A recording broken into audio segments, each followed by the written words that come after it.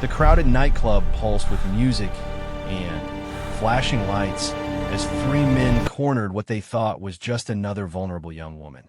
They had no idea they were about to face someone who had survived the most brutal military training in the world, someone who could kill with her bare hands, someone who had fought terrorists in the darkest corners of the earth.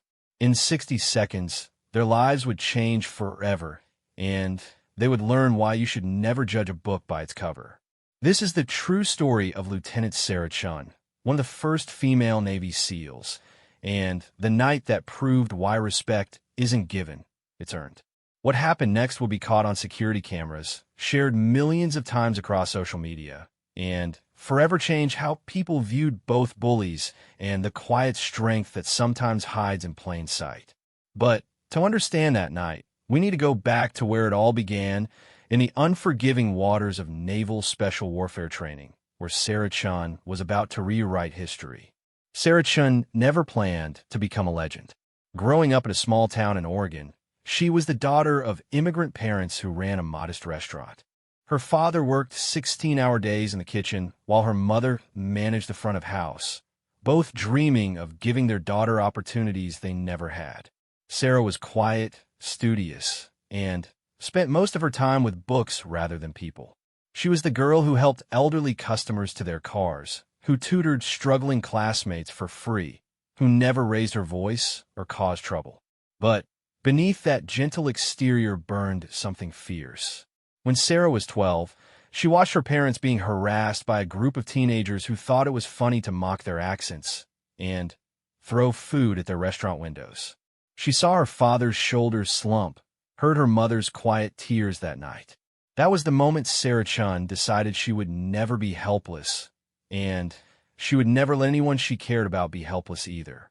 She started with martial arts at the local community center. The instructor, an old Marine named Frank Rodriguez, saw something in the quiet girl who showed up every single day, who absorbed every lesson like a sponge, who never complained when the training got tough. Frank had trained soldiers for decades, but he had never seen such raw determination wrapped in such an unassuming package. Sarah didn't just learn the moves. She understood the philosophy, the discipline, the mental toughness that separated true warriors from weekend hobbyists. By high school, Sarah was running 5 miles every morning before school, spending her afternoons training and maintaining a perfect grade point average. Her classmates barely noticed her. She wasn't the star athlete or the popular girl. She was invisible in the best possible way, moving through her days with purpose while everyone else was focused on drama and social media. Her teachers saw a dedicated student. Her parents saw their hardworking daughter.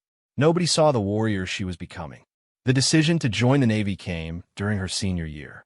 She was researching colleges when she stumbled across an article about the military finally opening all combat roles to women.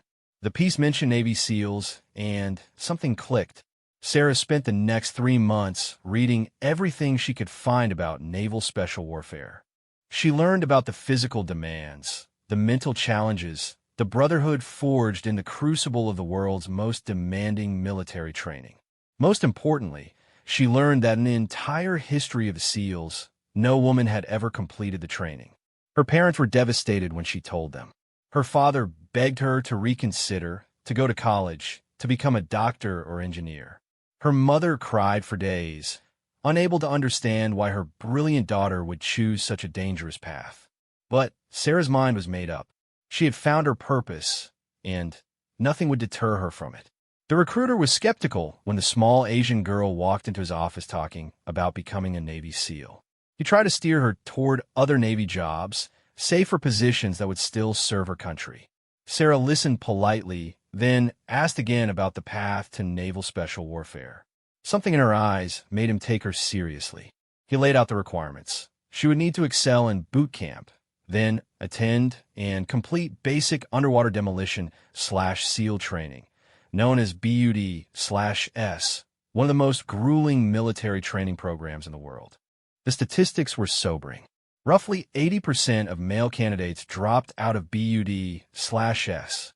The physical demands are designed to break all but the most exceptional individuals. The mental pressure was even worse. And Sarah would be doing it as one of the first women ever allowed to attempt the training. She would have no female role models, no support network, and the weight of representing all women in combat roles on her shoulders. Boot camp was Sarah's first taste of military life, and she approached it with the same methodical determination that had carried her through everything else. She excelled at the academics, performed well on the physical tests, and, most importantly, she proved she could work as part of a team. Her drill instructors noticed that she never complained, never asked for special treatment, and quietly helped struggling recruits improve their performance. She graduated in the top 10% of her class. The journey to BUD/S required additional training and preparation. Sarah spent months at various Navy schools, learning everything from basic seamanship to combat swimming. Every step of the way, she encountered people who doubted her abilities, who questioned whether a woman belonged in special operations, who warned her about the impossibility of what she was attempting. Sarah listened to all of it with the same quiet intensity she had shown since childhood, then went back to training. Her preparation for BUD/S was legendary among those who witnessed it. While other candidates were partying on weekends, Sarah was swimming miles in the ocean, running with heavy packs, doing thousands of push-ups and pull-ups. She studied the manual until she could recite it from memory. She watched videos of previous training classes, analyzing what separated those who succeeded from those who quit. She interviewed every SEAL she could find, learning their secrets and strategies. The night before BUD/S began, Sarah lay in her bunk thinking about the journey that had brought her to this point. From the quiet girl in her parents' restaurant to the threshold of the most elite military unit in the world, every step had prepared her for what was coming. She thought about Frank Rodriguez, who had taught her that true strength came from the mind, not the muscles. She thought about her parents, who still didn't understand her choice, but supported her anyway. She thought about all the women who would come after her, and the path she was blazing for them. As she drifted off to sleep, Sarah Chun had no idea that 6 months of hell awaited her, that she would be pushed beyond every limit she thought she had, that she would discover reserves of strength and determination she never knew existed. She had no idea that she would face prejudice, harassment, and physical challenges that would break most people. But she also had no idea of the legend she would become, or how one night in a crowded nightclub would prove that sometimes the most dangerous person in the room is the one nobody sees coming. The alarm clock would ring in a few hours, and Sarah Chin's transformation from small-town girl to elite warrior would begin in earnest. BUD/S Class 347 was about to start, and naval history was about to be made by a quiet young woman who had learned that the strongest steel is forged in the hottest fire. The girl who had watched her parents be humiliated was about to become someone who would never let that happen to anyone again. The first day of BUD/S training dawned gray and cold at Naval Amphibious Base Coronado.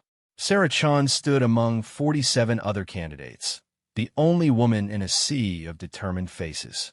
The instructors, weathered SEALs with decades of combat experience, looked at the class with a kind of professional assessment that could strip away illusions in seconds. They had seen thousands of candidates over the years, and they knew that most of the eager faces in front of them would be gone within weeks. Instructor Chief Petty Officer Marcus Williams had been running BUD/S classes for 8 years. He had trained Olympic athletes, former college football stars, and Marines who thought they were tough enough for anything. He had also watched 90% of them ring the bell that signified quitting. When his eyes fell on Sarah Chun, he felt the familiar mixture of skepticism and curiosity that came with evaluating a new candidate.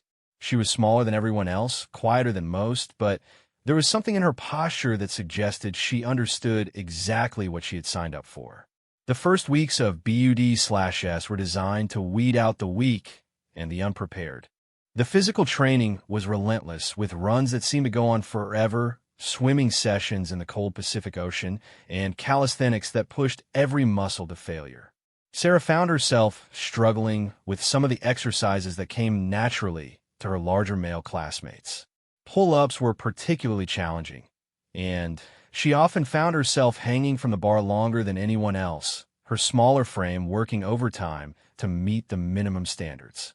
But Sarah had learned something important during her years of preparation. Consistency mattered more than peak performance. While other candidates would excel on one exercise and fail on another, Sarah maintained steady progress across all areas. When others were nursing injuries from trying too hard too fast, Sarah was methodically building strength and endurance. Her background in martial arts had taught her to listen to her body, to push hard without breaking, to find efficiency in movement.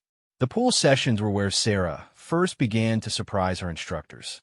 The 50-meter underwater swim was a standard test that eliminated many candidates, but Sarah glided through the water like she had been born to it. Her technique was flawless, her breath control extraordinary. During the combat swimmer stroke tests, she consistently outperformed men twice her size. Chief Williams made a note in his file. This one might be different. The real test came during the 4th week of training, as the class prepared for Hell Week. This was the legendary crucible that had broken more SEAL candidates than any other part training. 4, 5.5 days, the remaining candidates would get perhaps 4 hours of sleep total while being subjected to constant physical and mental pressure. They would carry heavy boats on their heads while running through sand, crawl through mud under barbed wire, endure freezing surf torture, and perform countless other exercises designed to find their breaking point. By this point, the class had already lost 15 candidates. Some had quit during the particularly brutal 2nd week of training. Others had been medically dropped due to injuries. A few had simply decided that this wasn't what they wanted to do with their lives. Sarah remained, now one of 33 candidates still fighting for a chance to earn the Trident. Hell Week began at midnight on a Sunday with the sound of machine gun fire and instructors screaming orders through bullhorns. The candidates were rousted from their beds and immediately thrust into a world of controlled chaos. They had to dress quickly, grab their gear, and form up on the beach while explosions went off around them, and instructors created as much confusion and stress as possible. The first exercise was surf torture, where the candidates had to lock arms and sit in the freezing Pacific Ocean while waves crashed over their heads. The water temperature was in the 50s, cold enough to cause hypothermia if exposure went on too long. The instructors would call out questions about SEAL history, Navy procedures, or current events. Wrong answers meant longer time in the surf. Sarah's lips turned blue within minutes, her body shaking uncontrollably, but she never stopped answering questions or encouraging her teammates. What followed was a nightmare of sleep deprivation, constant physical activity, and mental pressure that would have broken most professional athletes. The candidates carried inflatable boats everywhere they went, racing from exercise to exercise with the heavy rubber craft on their heads.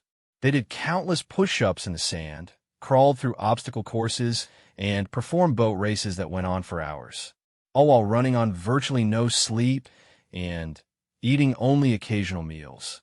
Sarah discovered strengths she never knew she had during Hell Week. While her smaller size was a disadvantage during some of the strength-based exercises, it became an advantage during long-distance events. She could maintain her pace when larger men began to fade. Her background in martial arts helped her stay calm under pressure, finding pockets of rest even during the most intense activities. Most importantly, her quiet determination became a source of strength for her entire boat team. The boat teams were crucial to survival during Hell Week.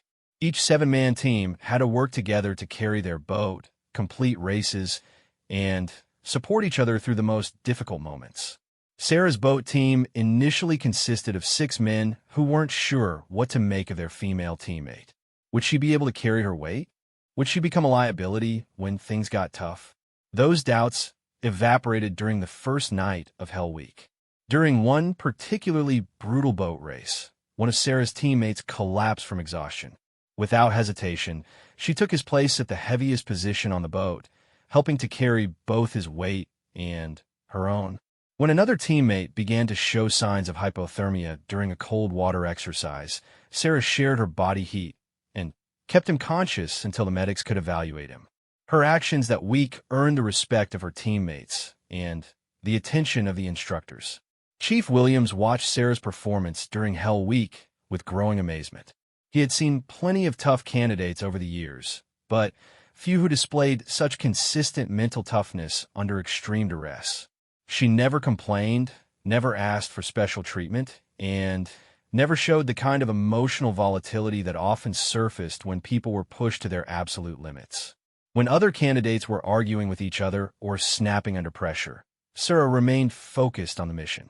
The worst moment of Hell Week came during the third night, when the candidates were required to perform boat races in the surf zone while carrying heavy logs. The combination of cold water, exhaustion, and physical demands proved too much for several candidates. 3 men quit within an hour, simply walking up to the instructors and asking to ring the bell.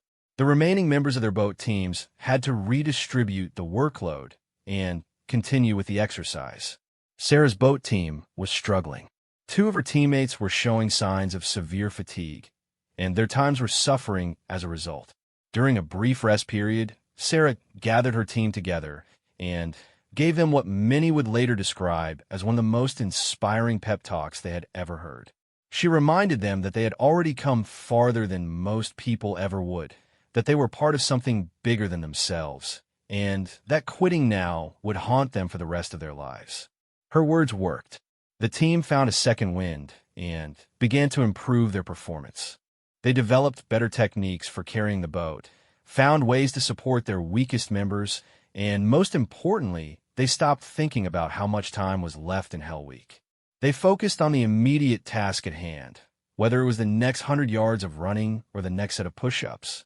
Friday morning arrived like a gift from heaven.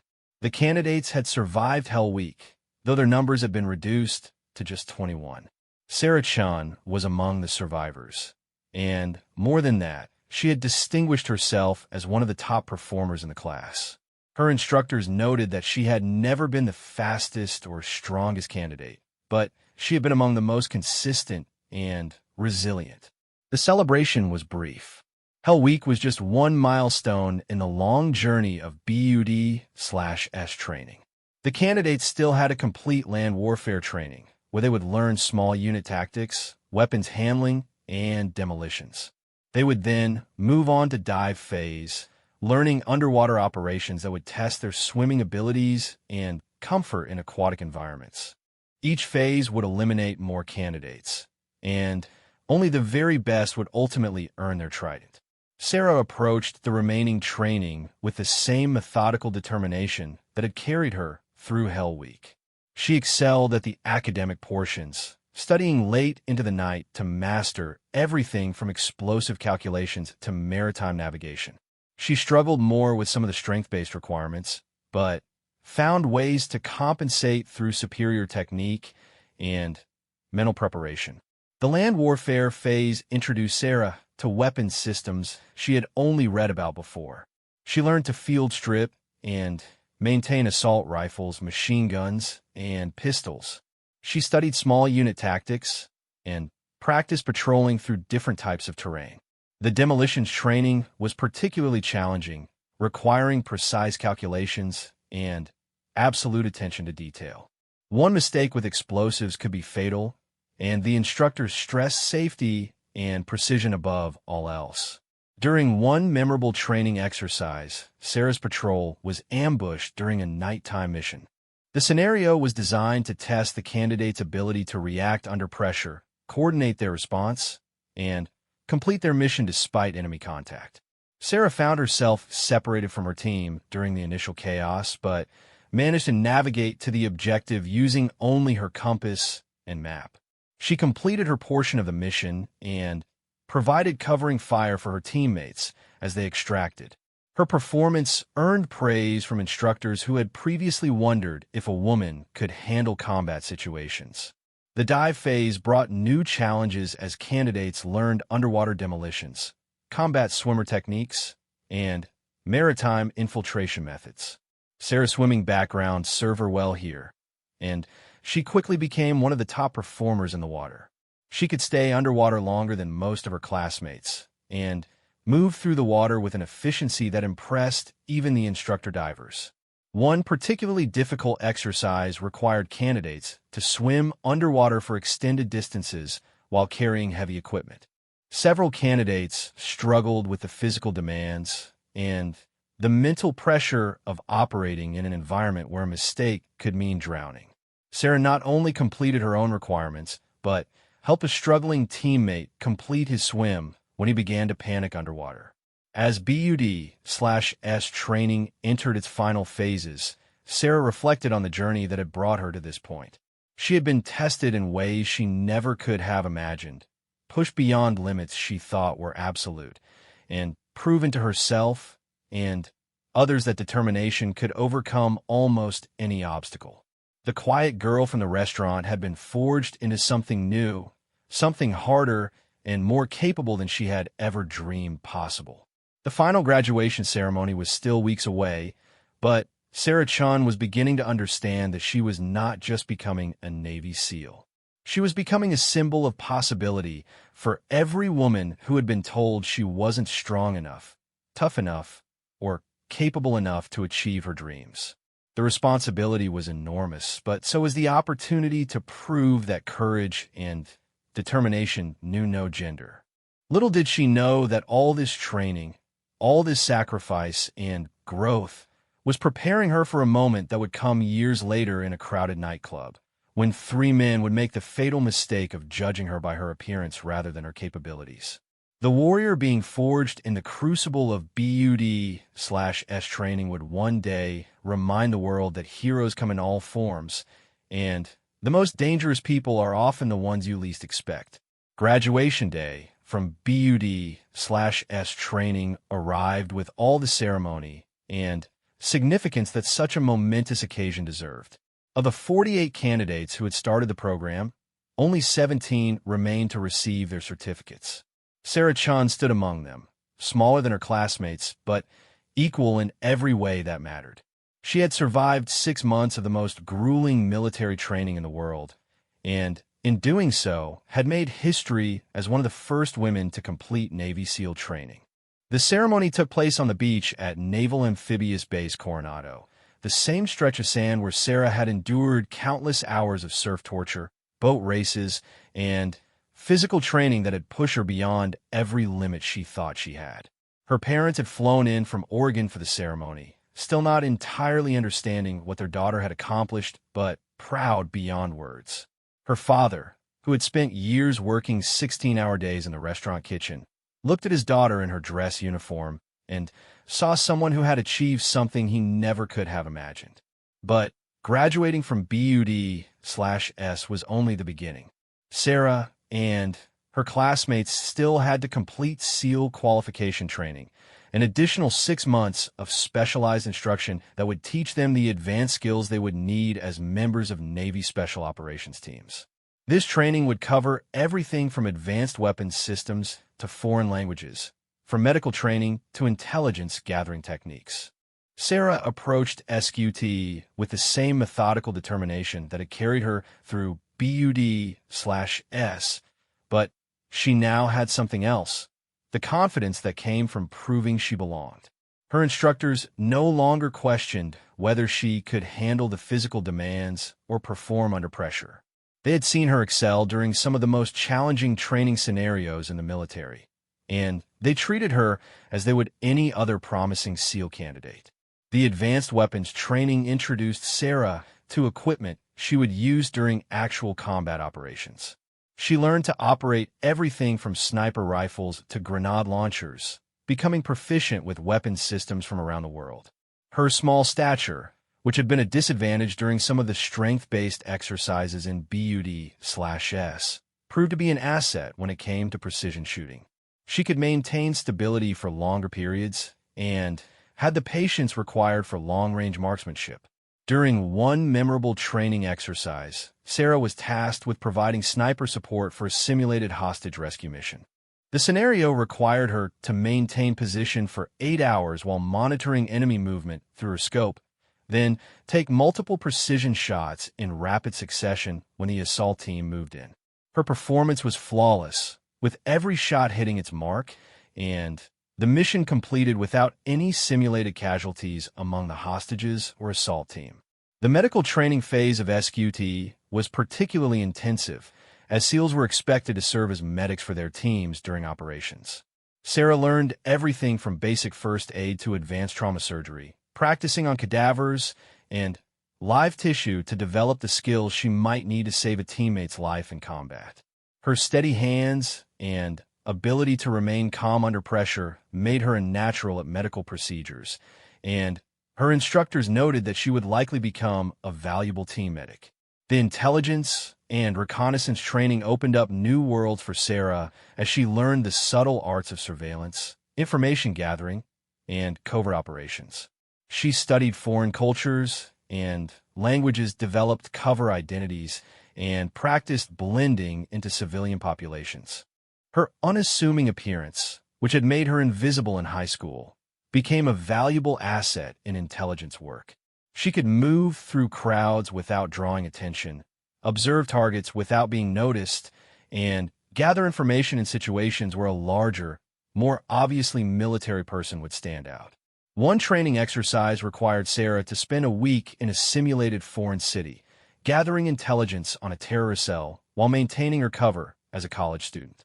She had to establish contact with sources, photograph documents, and transmit information back to her handlers, all while avoiding detection by hostile surveillance teams. Her performance was so convincing that the exercise controllers had difficulty tracking her movements, and she successfully completed her mission without compromising her cover. The leadership training component of SQT challenged Sarah in new ways as she learned to command and coordinate complex operations involving multiple teams and assets. She studied battle tactics used by special operations forces around the world, analyzed successful and failed missions, and practiced making split-second decisions under extreme pressure. Her quiet leadership style, based on competence and calm decision-making rather than loudness or aggression, proved effective with the diverse personalities found in special operations units. During a particularly challenging exercise, Sarah was placed in command of a simulated rescue operation in hostile territory. The mission required coordinating air support, ground assault teams, and intelligence assets while adapting to constantly changing conditions. When the original plan fell apart due to unexpected enemy resistance, Sarah quickly developed alternative approaches and successfully completed the mission with minimal casualties. Her performance impressed instructors who had been curious to see how she would handle command responsibility. Throughout SQT, Sarah continued to face the quiet skepticism that had followed her throughout her military career. Some instructors wondered if she would be able to handle the physical demands of actual combat operations. Others questioned whether male SEALs would accept her as an equal team member when lives were on the line. Sarah addressed these concerns not with words, but with consistent performance that demonstrated her capabilities across every aspect of SEAL operations. The foreign language training required all candidates to achieve basic proficiency in at least one foreign language relevant to current operational areas. Sarah chose Arabic, spending hours each day working with native speakers to develop the conversational skills that might prove crucial during deployment. Her dedication to mastering the language went beyond the minimum requirements, as she understood that language skills could mean the difference between mission success and failure. As SQT progressed, Sarah began to think about what came next. Upon graduation, she would be assigned to a SEAL team and begin working with experienced operators who had spent years deployed in some of the most dangerous places on Earth. She would no longer be judged as a female candidate trying to prove herself. She would be evaluated as a Navy SEAL expected to perform at the highest level regardless of gender. The final exercise of SQT was designed to test everything the candidates had learned during their months of training. Called Green Team, it was a complex scenario that required the candidates to plan and execute a multi-phase operation involving hostage rescue, intelligence gathering, and enemy elimination.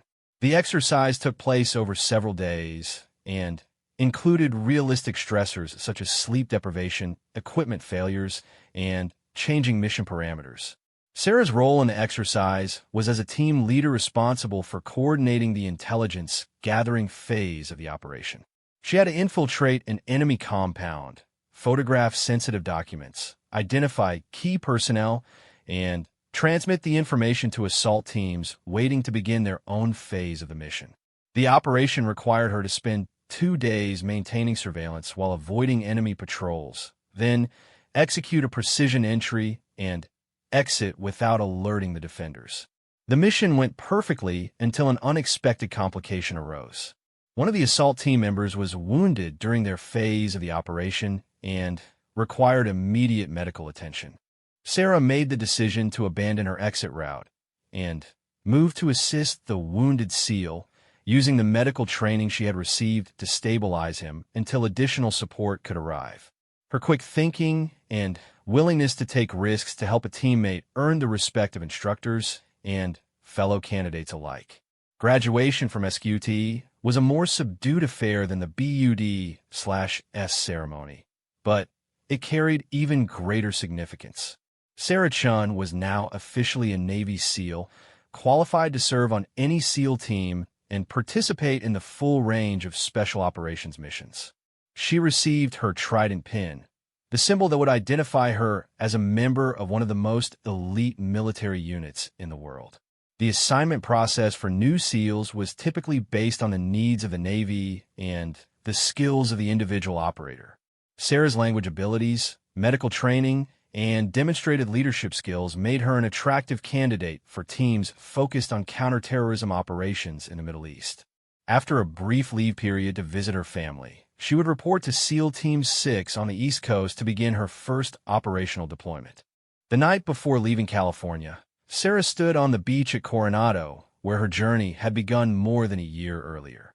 She thought about the girl who had started BUD/S training with dreams of proving that women could serve in combat roles. That girl had been replaced by someone harder, more confident, and infinitely more capable. The transformation had been painful and demanding, but it had created exactly what Sarah had hoped to become, a warrior capable of protecting those who couldn't protect themselves. Sarah also thought about the responsibility that came with her achievement. Every operation she participated in, every mission she completed, would be scrutinized not just as the performance of an individual SEAL, but as evidence of whether women belonged in special operations. The pressure was enormous, but Sarah had learned during her training that pressure could forge diamonds as easily as it could crush coal. As she prepared to begin her operational career, Sarah had no idea that her most famous moment would come not during a classified military operation, but in a crowded nightclub thousands of miles from any battlefield. The skills she had learned, the confidence she had developed, and the warrior mindset she had cultivated would all come together in a few seconds of violence that would be captured on camera and shared around the world. The quiet girl from Oregon was gone forever, replaced by Lieutenant Sarah Chun, United States Navy SEAL. She was ready for whatever challenges lay ahead, whether they came on foreign battlefields or in unexpected places where bullies mistook kindness for weakness. The warrior had been forged, and soon the world would see what happened when that warrior was tested outside the controlled environment of military training.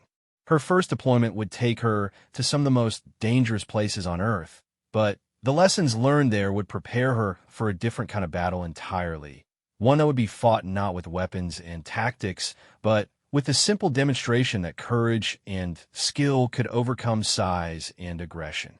The stage was set for a confrontation that would remind everyone watching that heroes come in unexpected packages. Lieutenant Sarah Chin's first deployment took her to Afghanistan, where SEAL Team 6 was conducting counterterrorism operations against high-value targets throughout the region. The transition from training to actual combat operations was jarring, even for someone who had spent over a year preparing for this moment. The controlled chaos of training exercises was replaced by the genuine unpredictability of hunting terrorists who were trying just as hard to kill her as she was to eliminate them. Sarah's team was commanded by Lieutenant Commander James Mitchell, a 15-year veteran of special operations who had served multiple tours in Iraq and Afghanistan. Mitchell had requested Sarah for his team specifically because of her language skills and medical training, but he was honest about his concerns regarding how she would perform under actual combat conditions. No amount of training could fully prepare someone for the psychological impact of real combat, and he was curious to see how the first female SEAL would handle the pressure. Her first mission came just 2 weeks after arriving in country. The team received intelligence about a Taliban commander who was planning attacks against coalition forces. The target was hiding in a compound in a remote valley, surrounded by loyal fighters who would fight to the death to protect him. The mission required a nighttime helicopter insertion, a difficult approach through mountainous terrain, and a precision assault that would eliminate the target while gathering intelligence about his network. Sarah's role in the mission was as the team's designated marksman, responsible for providing precision fire support during the assault. She would position herself on high ground, overlooking the compound while the rest of the team moved in for the kill. If things went wrong, she would be responsible for covering their withdrawal. The weight of that responsibility was enormous, as any mistake on her part could result in the death of her teammates. The helicopter insertion went smoothly, but the approach to the target required 3 hours of movement through rocky terrain in complete darkness. Sarah carried 60 pounds of equipment, including her sniper rifle, ammunition, medical supplies, and communications gear. The altitude and rough terrain made every step a challenge, but she maintained her position in the patrol order and arrived at the objective on schedule. The assault began at 3 in the morning with Sarah providing overwatch from a ridge 800 meters from the target compound. Through her night vision scope, she could see the team moving into position and identified several enemy sentries who posed a threat to the operation. When the assault commenced, Sarah's first shots eliminated 2 guards before they could raise an alarm. Her follow-up shots neutralized additional threats as the assault team breached the compound and moved toward the target building. The operation went according to plan until an unexpected complication arose. A group of Taliban fighters who had been sleeping in a separate building woke up during the assault and began moving to flank the assault team. Sarah spotted the threat through her scope and made a split-second decision that would define her reputation within the special operations community. Instead of simply calling out the threat over the radio, she began engaging the flanking force with precision rifle fire. Working from a range of nearly 1,000 meters in difficult lighting conditions, Sarah systematically eliminated 6 enemy fighters who were attempting to surround her teammates. Each shot was a masterpiece of marksmanship, requiring her to account for wind, elevation, and the movement of her targets. When a mission was complete and the team had extracted the target and valuable intelligence, Lieutenant Commander Mitchell found that Sarah had fired 18 rounds and scored 16 hits. 2 of the misses had been intentional warning shots to drive enemy fighters into better positions for follow-up shots. The mission established Sarah's reputation as one of the finest marksmen in the SEAL community, but more importantly, it demonstrated her ability to remain calm and make life-or-death decisions under extreme pressure. Her teammates, who had initially been skeptical about working with a female operator, quickly learned to trust her skills and judgment completely.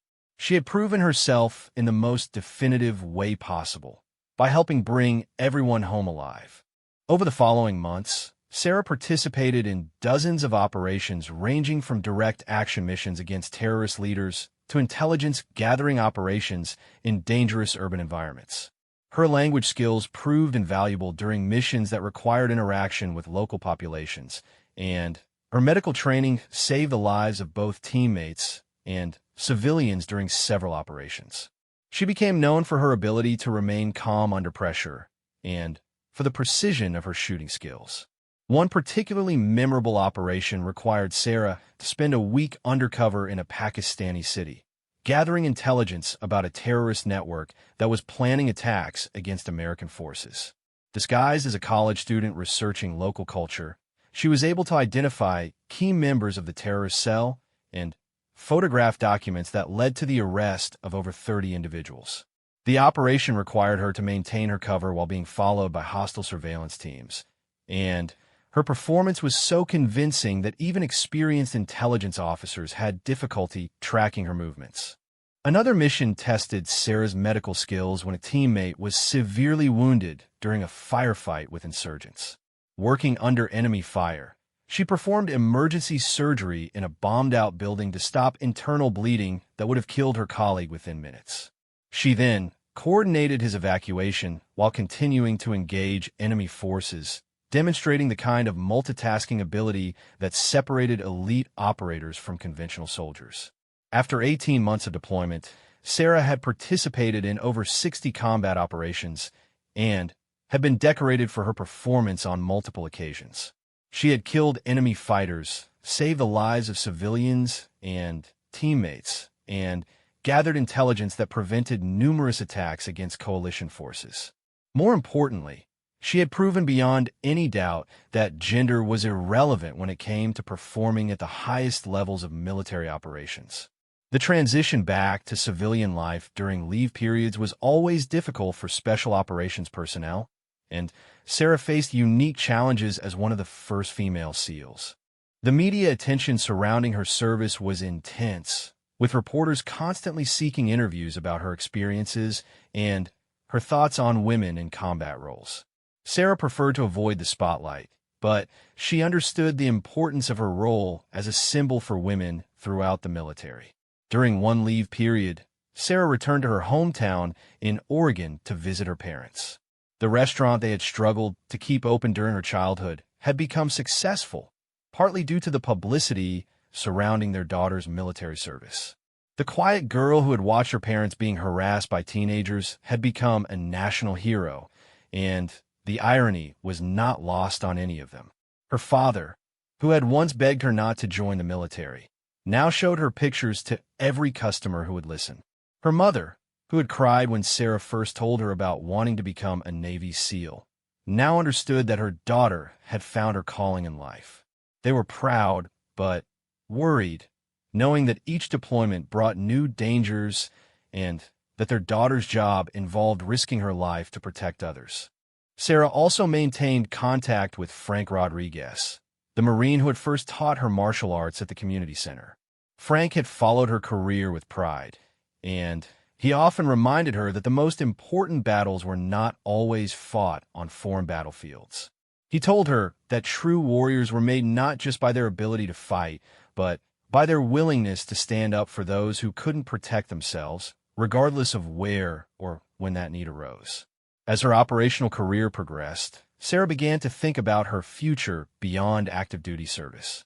She had proven everything she had set out to prove and had opened doors for countless women who would follow in her footsteps. She was considering opportunities in training and education, wanting to pass on the lessons she had learned to the next generation of special operations personnel. Her final deployment was to Syria, where her team was conducting operations against ISIS leaders who were coordinating attacks throughout Europe. The missions were complex and dangerous, requiring precise intelligence and flawless execution. Sarah's experience and proven skills made her an invaluable team member, and she was often chosen to lead critical portions of operations. During her last combat mission, Sarah's team successfully eliminated a terrorist cell that had been responsible for multiple attacks against civilian targets. The operation required a daylight assault in an urban environment, with significant risk of civilian casualties if anything went wrong. Sarah's precision shooting and tactical leadership helped ensure that the mission was completed without any harm to innocent bystanders. When Sarah returned from her final deployment, she had served 4 tours in some of the most dangerous places on Earth. She had been promoted to lieutenant commander and had earned numerous decorations for her service. More importantly, she had helped change perceptions about women in combat roles and had proven that determination and skill mattered more than physical size or gender. The transition to life back in the United States was challenging in ways that Sarah hadn't expected. After years of constant danger and adrenaline, civilian life felt strange and disconnected.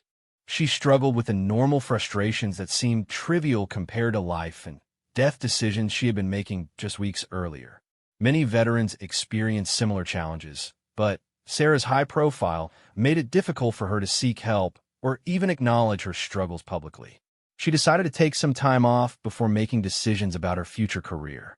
Sarah moved to San Diego, where she could stay connected to the military community while exploring civilian opportunities. She began working with veterans organizations and speaking to groups about her experiences, though she remained reluctant to embrace the celebrity status that came with her achievements. It was during this transition period that Sarah found herself in a crowded nightclub in downtown San Diego on a Friday night. She was out with friends, trying to enjoy a normal social experience that had been impossible during her years of deployment.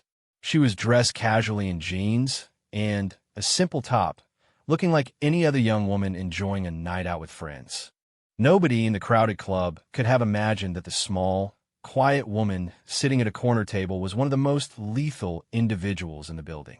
Sarah was trying to blend into civilian life, to be normal for a few hours and forget about the weight of expectations and responsibility that followed her everywhere. She had no idea that within the next hour, 3 men would make a series of decisions that would thrust her back into the spotlight and remind the world that heroes don't always look like what people expect. The warrior who had been forged in the fires of SEAL training and tested in the crucible of combat was about to face a different kind of test. This one would not be conducted under the controlled conditions of a training exercise or the structured chaos of a military operation. It would happen in front of dozens of witnesses with cell phone cameras, and it would demonstrate once and for all that the most dangerous person in any room is often the one that nobody sees coming. The stage was set for an encounter that would be shared millions of times across social media and become a defining moment in discussions about respect, judgment, and the quiet strength that sometimes hides in plain sight. Sarah Chun, decorated Navy SEAL and combat veteran, was about to remind 3 bullies that appearances can be deceiving and that true strength comes in many forms. The nightclub in downtown San Diego was packed with the usual Friday night crowd of young professionals, college students, and tourists looking to unwind after a long week. The music was loud, the drinks were flowing, and the dance floor was crowded with people enjoying themselves in the anonymous freedom that nightlife provided. Sarah Chan sat at a corner table with 3 friends, nursing a single beer and watching the crowd with the kind of situational awareness that had become second nature during her years of military service. Sarah was dressed simply in dark jeans and a navy blue top, her hair pulled back in a casual ponytail. She looked like any other young woman out for a night with friends, perhaps a graduate student or young professional taking a break from work. Nothing about her appearance suggested that she was one of the most highly trained combat operators in the United States military. She had deliberately chosen civilian clothes that would help her blend in, wanting to experience the normalcy that had been missing from her life for so many years. Her friends were civilians who knew about her military background, but didn't fully understand what it meant to be a Navy SEAL. They saw Sarah as their quiet, reliable friend who was always calm under pressure and seemed to know how to handle any situation that arose.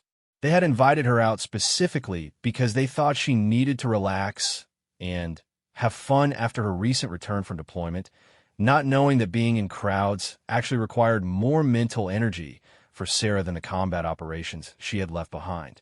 The evening had been pleasant and unremarkable until 3 men at the bar began causing problems. They were clearly intoxicated and had been bothering women throughout the night with increasingly aggressive behavior. The club's security staff had already warned them once about their conduct, but they seemed to view the warnings as challenges rather than deterrents. They were the type of men who thought their size and aggression entitled them to whatever they wanted, and they were becoming bolder as the night progressed. Sarah noticed the men early in the evening and had been tracking their behavior with the kind of threat assessment that was automatic for anyone with her background.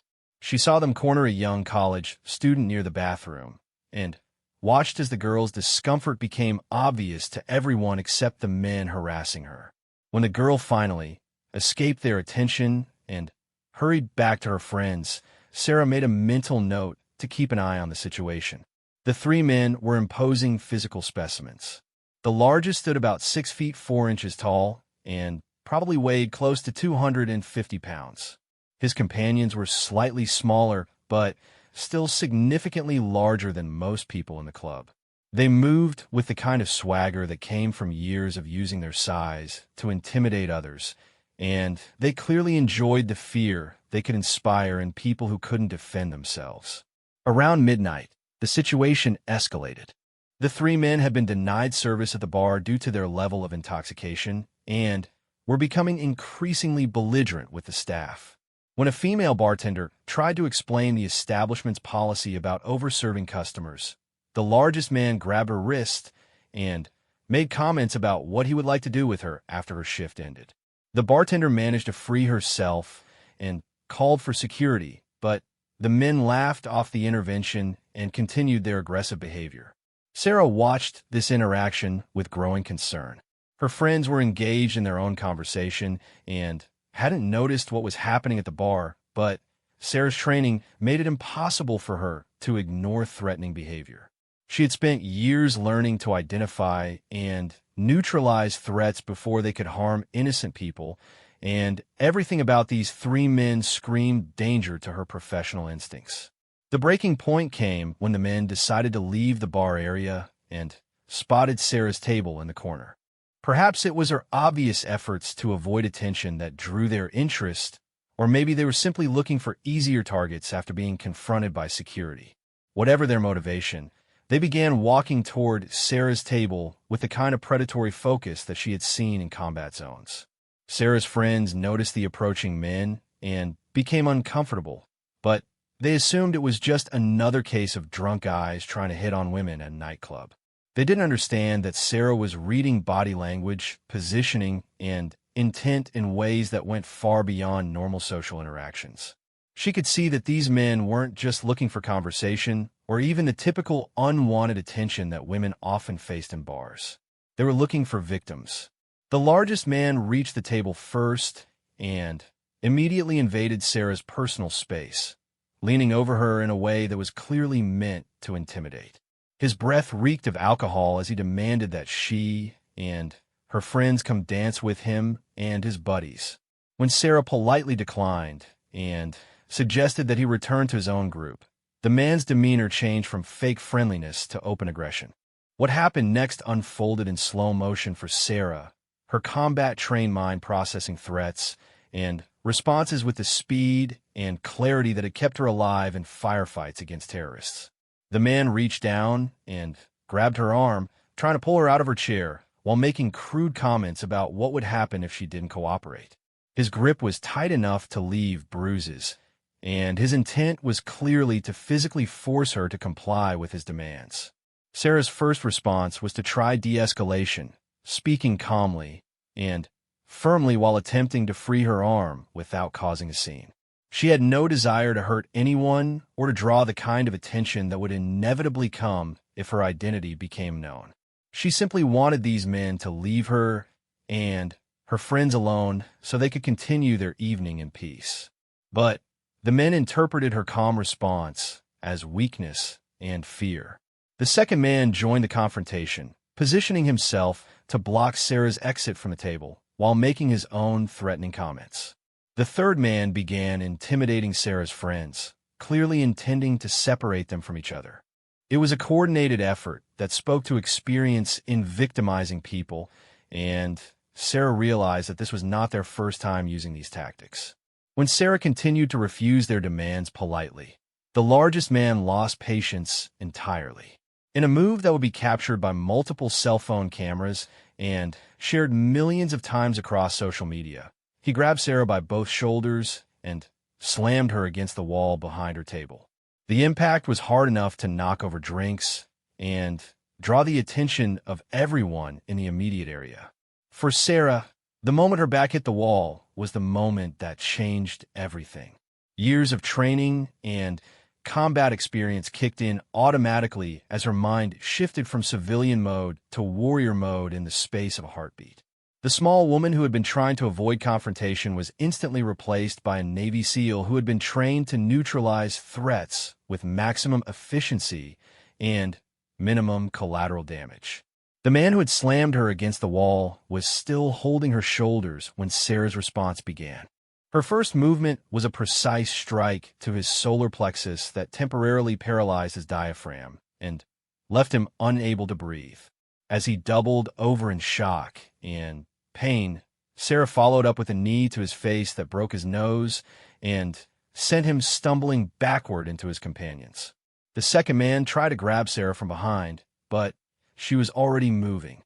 A backward elbow strike caught him in the ribs with enough force to crack bones, and when he reflexively grabbed his side, Sarah spun and delivered a palm strike to his chin that snapped his head back and sent him crashing into a nearby table. The third man, seeing his companions incapacitated in seconds, tried to flee, but Sarah was already in motion.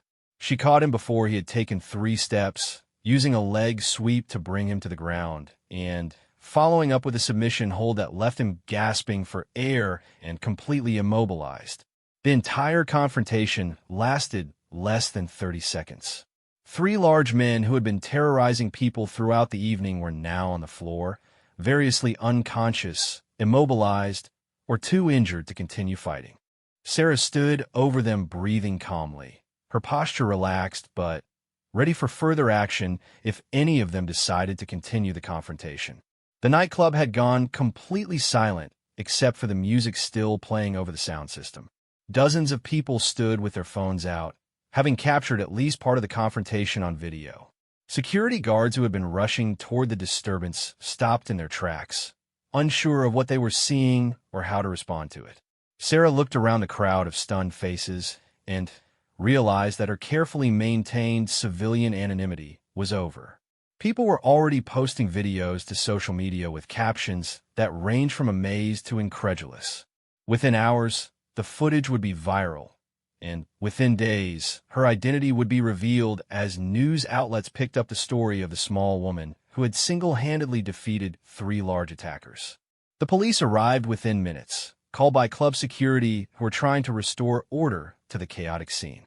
The officers took statements from witnesses and reviewed the security camera footage, which clearly showed the 3 men initiating the confrontation and Sarah responding only after being physically attacked.